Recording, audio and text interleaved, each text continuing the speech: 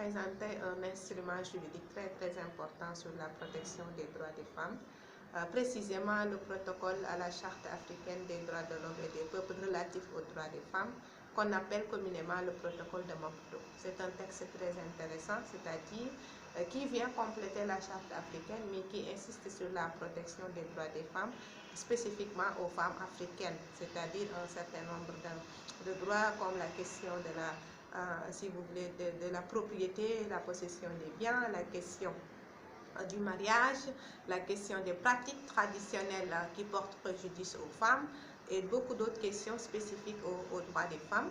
Et comment ce protocole pourrait être utilisé par les États, par les organisations de la société civile pour améliorer les conditions de vie des femmes dans les communautés. Donc nous avons compris le protocole comme étant un texte qui vient innover, un texte qui vient quand même porter, si vous voulez, la protection des droits des femmes devant la responsabilité des États, devant la responsabilité des citoyens et des citoyennes, et qui voudrait s'inscrire dans la dynamique de la Convention internationale sur les droits des femmes et qui voudrait aussi s'inscrire dans cette perspective-là de renforcer le cadre juridique, politique et institutionnel relatif aux droits des femmes.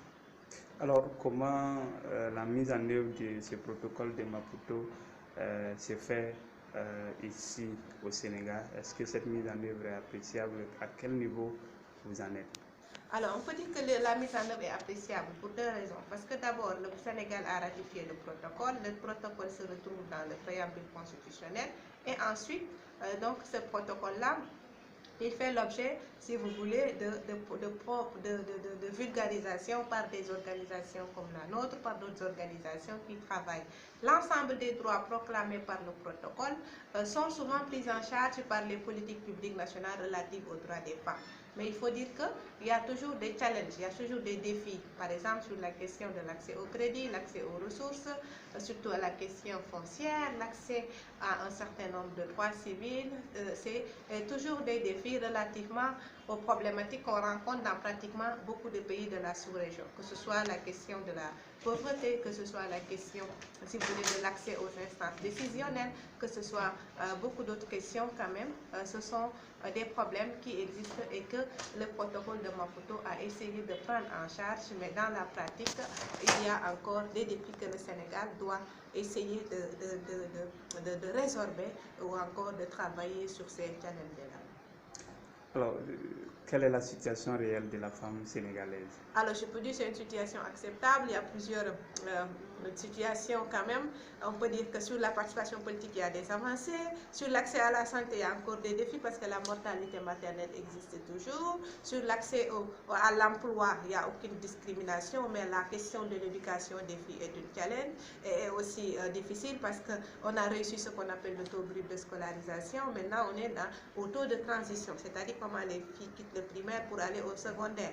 Donc, on peut dire que c'est des situations, si on prend secteur par secteur, domaine par domaine, il y a des améliorations qui ont été quand même considérables comparées aux années précédentes.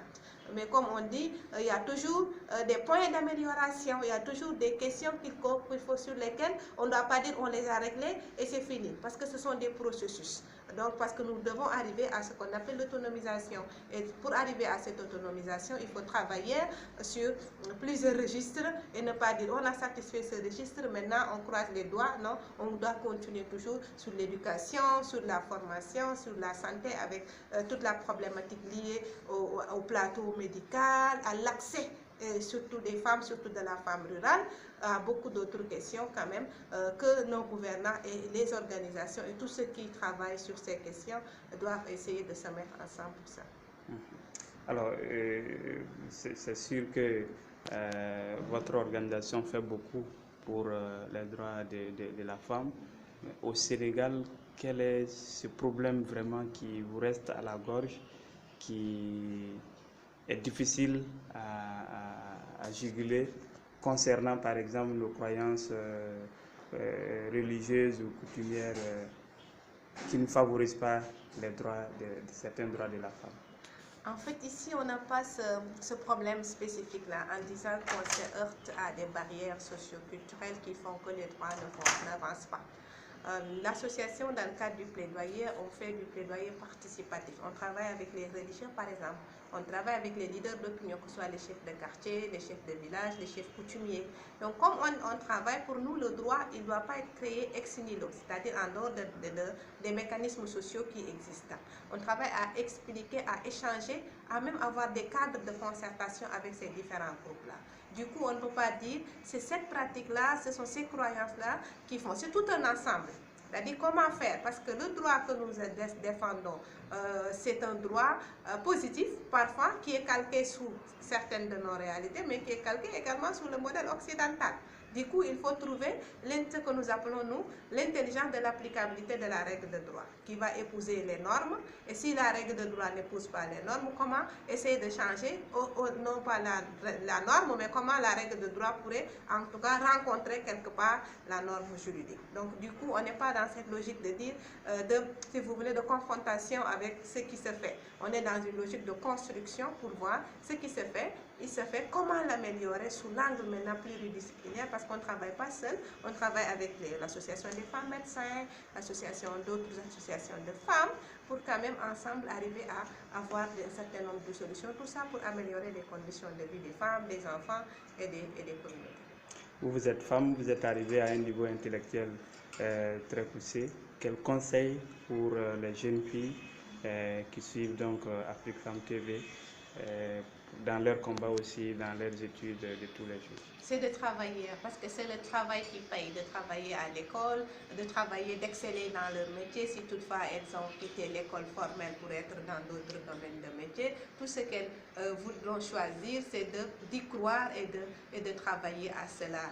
De ne pas se laisser abattre par les barrières socio-culturelles qui existent, parce que les spécialistes du genre appellent le plafond de verre, c'est-à-dire tous les facteurs de blocage qui vont essayer de vous cantonner dans votre rôle primaire, c'est-à-dire vous êtes fait que pour la procréation, tout ça c'est bien, mais comment allier ça à des études et à des études poussées? Maintenant, pour faire des études poussées, il faut de la rigueur, il faut du courage, il faut de la volonté, et il ne faut pas seulement être dans le divertissement. Le divertissement, maintenant, tous les parents, parce que nous sommes parents quelque part, sont inquiets de la présence des